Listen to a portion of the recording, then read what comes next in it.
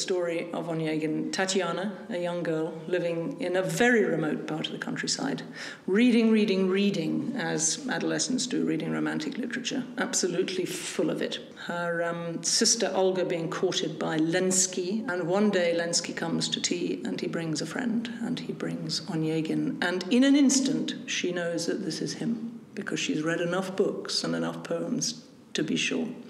So very impulsively that very night, all by herself in the moonlight, she writes a love letter to him saying, "You are the one." Onegin turns up and there is an excruciating exchange where he puts her in her place and says, "You shouldn't do that.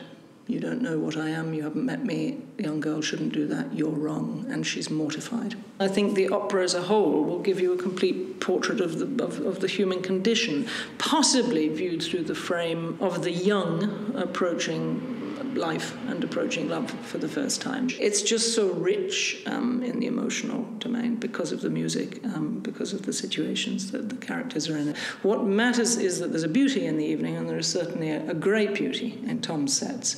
There's an iced lake with a fallen tree for the Lenski duel.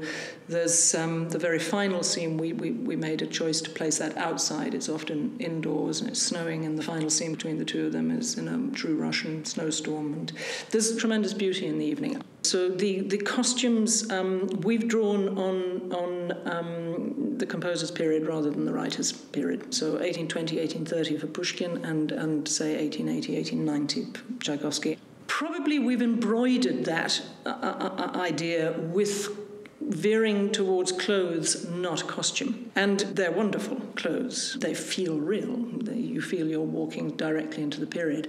What most matters to me here is the pursuit of truth. You know, this is on a par with Chekhov. It is absolutely the same territory. You want to believe these people are living and breathing and feeling utterly, honestly, truthfully, and costume is an essential part of that.